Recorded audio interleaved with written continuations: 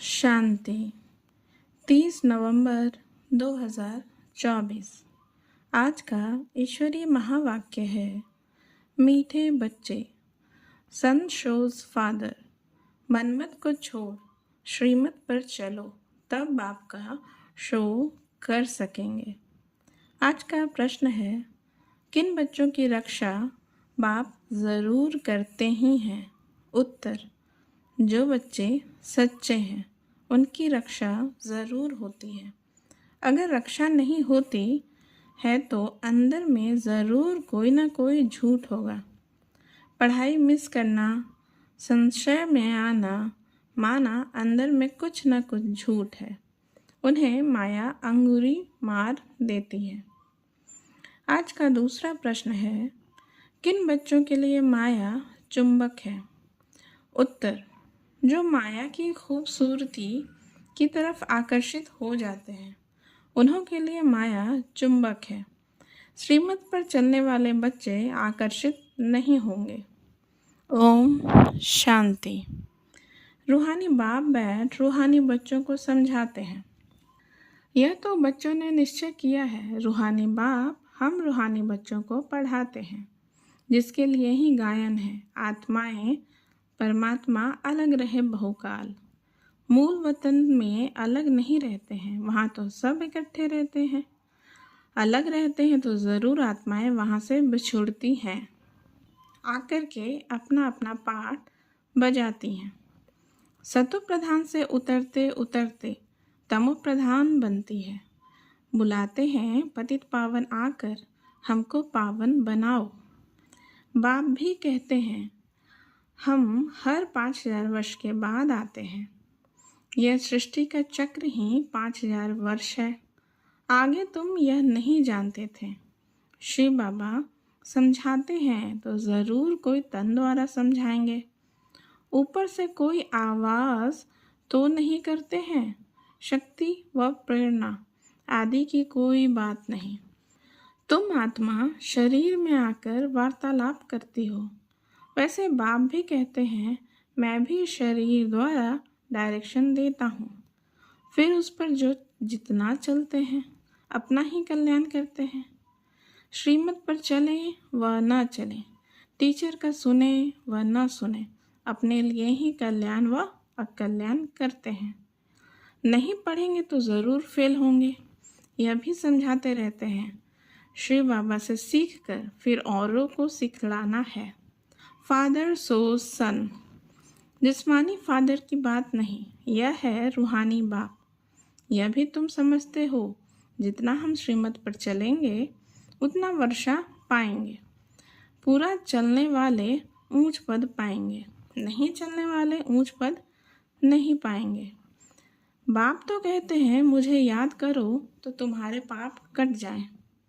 रावण राज में तुम्हारे पर पाप तो बहुत चढ़े हुए हैं। विकार में जाने से ही पाप आत्मा बनते हैं। पुण्य आत्मा और पाप आत्मा ज़रूर होते हैं। पुण्य आत्मा के आगे पाप आत्मा जाकर माथा टेकती हैं। मनुष्यों को यह पता नहीं है कि देवताएं तो पुण्य आत्मा हैं, वही फिर पुनर्जन्म में आते आते पाप आत्मा बनते हैं। वह तो समझते हैं यह सदैव पुण्य आत्मा है। बाप समझाते हैं, पुनर्जन्म लेते लेते सतो प्रधान से तमो प्रधान तक आते हैं। जब बिल्कुल पाप आत्मा बन जाते हैं तो फिर बाप को बुलाते हैं। जब पुण्य आत्मा हैं तो याद करने की दरकार नहीं रहती। तो यह तुम बच्चों को समझाना है, सर्विस करनी है। बाप तो नहीं जाकर सबको सुनाएंगे। बच्चे सर्विस करने लायक हैं तो बच्चों को ही जाना चाहिए। मनुष्य तो दिन प्रतिदिन असुर बनते जाते हैं। पहचान न होने के कारण बकवास करने में भी देरी नहीं करते हैं। मनुष्य कहते हैं गीता का भगवान श्री कृष्ण है। तुम समझाते हो वह तो देहधारी है, उनको देवता कहा जाता है। श्री कृष्ण को बाप नहीं कहेंगे। यह तो सब फादर को याद करते हैं ना। आत्माओं का फादर तो दूसरा कोई होता नहीं। यह प्रजापिता ब्रह्मा भी कहते हैं, निराकार फादर को याद करना है। यह कॉर्पोरियल फादर हो जाता है। समझाया तो बहुत जाता है।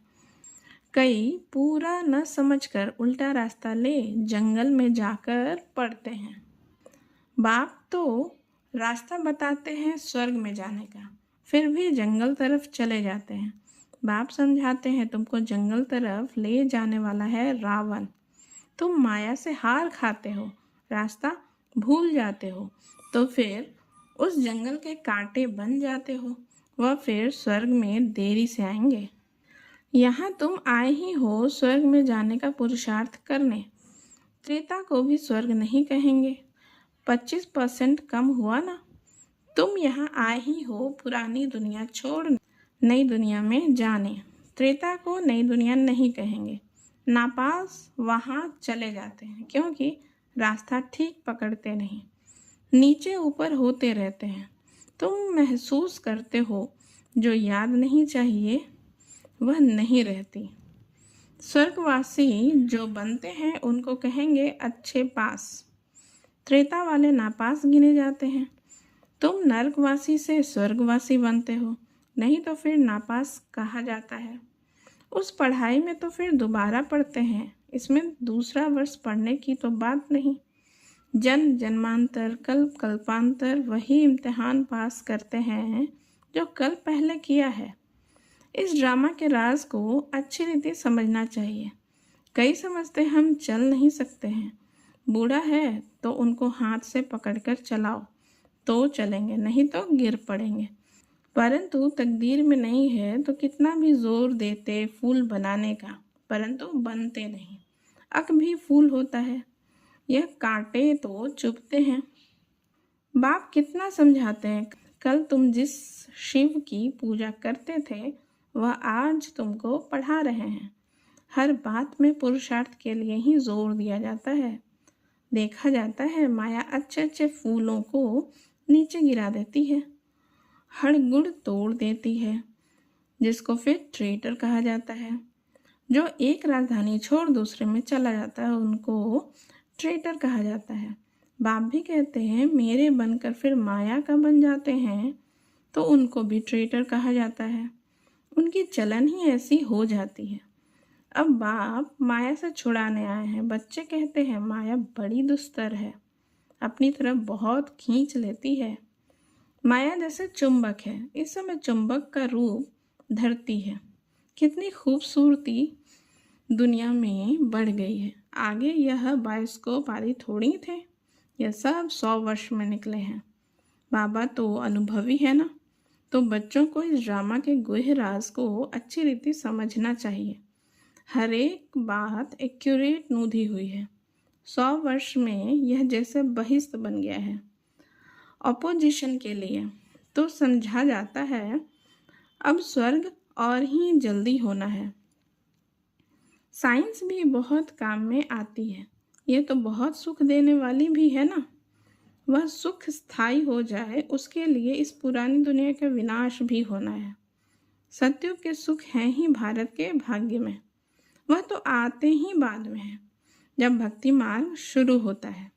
जब भारतवासी गिरते हैं तब दूसरे धर्म वाले नंबरवार आते हैं। भारत गिरते गिरते एकदम पट पर आ जाता है। फिर चढ़ना है, यहाँ भी चढ़ते हैं फिर गिरते हैं। कितना गिरते हैं बात मत पूछो। कोई तो मानते ही नहीं कि बाबा हमको पढ़ाते हैं। अच्छे अच्छे सर्विसेबल जिनकी बाप महिमा करते हैं वह भी माया के चंबे में आ जाते हैं। कुश्ती होती है ना, माया भी ऐसे लड़ती है, एकदम पूरा गिरा देती है। आगे चल तुम बच्चों को मालूम पड़ता जाएगा, माया एकदम पूरा सुला देती है। फिर भी बाप कहते हैं एक बार ज्ञान सुना है तो स्वर्ग में ज़रूर आएंगे, बाकी पद तो नहीं पा सकेंगे ना। कल पहले जिसने जो पुरुषार्थ किया है वह पुरुषार्थ करते करते गिरे हैं, ऐसे ही अब भी गिरते और चढ़ते हैं। हार और जीत होती है ना। सारा मदार बच्चों का याद पर है। बच्चों को यह अखूट खजाना मिलता है, वह तो कितना लाखों का दिवाला मारते हैं। कोई लाखों का धनवान बनते हैं, सो भी एक जन्म में, दूसरे जन्म में थोड़ी इतना धन रहेगा। कर्म भोग भी बहुत है। वहाँ स्वर्ग में तो कर्म भोग की बात होती नहीं। इस समय तुम 21 जन्मों के लिए कितना जमा करते हो? जो पूरा पुरुषार्थ करते हैं पूरा स्वर्ग का वर्षा पाते हैं। बुद्धि में रहना चाहिए, हम बरोबर स्वर्ग का वर्षा पाते हैं। यह ख्याल नहीं करना है कि फिर नीचे गिरेंगे। यह सबसे जास्ती गिरे अब फिर चढ़ना ही है। ऑटोमेटिकली पुरुषार्थ भी होता रहता है। बाप समझाते हैं, देखो माया कितनी प्रबल है, मनुष्य में कितना अज्ञान भर गया है। अज्ञान के कारण बाप को भी सर्वव्यापी कह देते हैं। भारत कितना फर्स्ट क्लास था, तुम समझते हो हम ऐसे थे, अब फिर बन रहे हैं। इन देवताओं की कितनी महिमा है, परंतु कोई जानते नहीं है। तुम बच्चों के सिवाय तुम ही जानते हो। बेहद का बाप ज्ञान सागर आकर हमको पढ़ाते हैं, फिर भी माया बहुतों को संशय में ला देती है। झूठ कपट छोड़ते नहीं। तब बाप कहते हैं सच्चा सच्चा अपना चार्ट लिखो, परंतु देह अभिमान के कारण सच नहीं बताते हैं तो वह भी विकर्म बन जाता है। सच बताना चाहिए ना, नहीं तो बहुत सज़ा खानी पड़ती है। गर्भ जेल में भी बहुत सज़ा मिलती है। कहते हैं तौबा तौबा, हम फिर ऐसा काम नहीं करेंगे। जैसे किसी को मार मिलती है तो भी ऐसे माफ़ी मांगते हैं, सज़ा मिलने पर भी ऐसे करते हैं। अभी तुम बच्चे समझते हो माया का राज्य कब से शुरू हुआ है। पाप करते रहते हैं, बाप देखते हैं यह इतना मीठे मीठे मुलायम नहीं बनते हैं। बाप कितना मुलायम बच्चे मिसल हो चलते हैं, क्योंकि ड्रामा पर चलते रहते हैं। कहेंगे जो हुआ ड्रामा की भावी, समझाते भी हैं कि आगे फिर ऐसा ना हो। यह बाप दादा दोनों इकट्ठे हैं ना। दादा की मत अपनी, ईश्वर की मत अपनी है। समझना चाहिए कि यह मत कौन देता है, यह भी बाप तो है ना। बाप की तो माननी चाहिए। बाबा तो बड़ा बाबा है ना, इसलिए बाबा कहते हैं ऐसे ही समझो। श्री बाबा समझाते हैं, नहीं समझेंगे तो पद भी नहीं पाएंगे। ड्रामा के प्लान अनुसार बाप भी है दादा भी है। बाप की श्रीमत मिलती है। माया ऐसी है जो महावीर पहलवानों से भी कोई ना कोई उल्टा काम करा देती है। समझा जाता है यह बाप की मत पर नहीं है। खुद भी फील करते हैं मैं अपनी आसुरी मत पर हूँ। श्रीमत देने वाला आकर उपस्थित हुआ है, उनकी है ईश्वरीय मत। बाप खुद कहते हैं इनकी अगर कोई ऐसी मत मिल भी गई तो भी उनको मैं ठीक करने वाला बैठा हूँ। फिर भी हमने रथ लिया है ना, हमने रथ लिया तभी इसने गाली खाई है, नहीं तो कभी गाली नहीं खाई। मेरे कारण कितनी गाली खाते हैं, तो इनकी भी संभाल करनी पड़े। बाप रक्षा ज़रूर करते हैं, जैसे बच्चों की रक्षा बाप करते हैं ना। जितना सच्चाई पर चलते हैं उतनी रक्षा होती है, झूठे की रक्षा नहीं होती, उनकी तो फिर सज़ा कायम हो जाती है। इसलिए बाप समझाते हैं माया तो एकदम नाक से पकड़ कर ख़त्म कर देती है। बच्चे खुद फील करते हैं माया खा लेती है तो फिर पढ़ाई छोड़ देते हैं। बाप कहते हैं पढ़ाई ज़रूर पढ़ो। अच्छा, कहाँ किसका दोष है इसमें, जैसा जो करेगा सो भविष्य में पाएगा। क्योंकि अभी दुनिया बदल रही है। माया ऐसे अंगुरी मार देती है जो वह खुशी नहीं रहती है। फिर चिल्लाते हैं बाबा पता नहीं क्या होता है।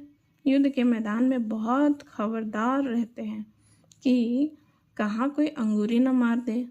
फिर भी जास्ती ताकत वाले होते हैं तो दूसरों को गिरा देते हैं, फिर दूसरे दिन पर रखते हैं। यह माया की लड़ाई तो अंदर तक चलती रहती है, नीचे ऊपर होते रहते हैं। कई बच्चे सच नहीं बताते हैं। इज्जत का बहुत डर है, पता नहीं बाबा क्या कहेंगे। जब तक सच बताया नहीं है तब तक आगे चल ना सके, अंदर में खटकता रहता है, फिर वृद्धि हो जाती है। आप ही सच कभी नहीं बताएंगे। कहाँ दो है तो समझाते हैं यह बाबा को सुनाएंगे तो हम भी सुना देंगे। माया बड़ी दुस्तर है, समझा जाता है इनकी तकदीर में इतना उच्च पद नहीं है, तो सर्जन से छिपाते हैं। छिपाने से बीमारी छूटेगी नहीं, जितना छिपाएंगे उतना गिरते ही जाएंगे। भूत तो सब में है ना। जब तक कर्मातीत अवस्था नहीं बनी तब तक क्रिमिनल आई भी छोड़ती नहीं है। सबसे बड़ा दुश्मन है काम। कई गिर पड़ते हैं। बाबा तो बार बार समझाते हैं, शिव बाबा के सिवाय कोई देहधारी को याद नहीं करना है। कई तो ऐसे पक्के हैं जो कभी किसकी याद भी नहीं आएगी। पतिव्रता स्त्री होती है ना, उनकी कुबुद्धि नहीं होती है। अच्छा, मीठे मीठे सिकिल दे बच्चों प्रति माता पिता बाप दादा का याद प्यार और गुड मॉर्निंग। रूहानी बाप की रूहानी बच्चों को नमस्ते। हम रूहानी बच्चों का रूहानी माता पिता बाप दादा को भी याद प्यार गुड मॉर्निंग, नमस्ते नमस्ते नमस्ते। थैंक यू बाबा, शुक्रिया बाबा। आज की धारणा के लिए मुख्य सार है, पहला नंबर, हमें पढ़ाने वाला स्वयं ज्ञान का सागर बेहद का बाप है। इसमें कभी संशय नहीं लाना है। झूठ कपट छोड़ अपना सच्चा सच्चा चार्ट रखना है। दे अभिमान में आकर कभी ट्रेटर नहीं बनना है। ड्रामा को बुद्धि में रख बाप समान बहुत बहुत मीठा मुलायम नम्र बनकर रहना है। अपना अहंकार नहीं दिखाना है। अपनी मत छोड़ एक बाप की श्रेष्ठ मत पर चलना है। आज का वरदान है, एक बाप के लव में लवलीन हो, मंजिल पर पहुंचने वाले सर्व आकर्षण मुक्त भव।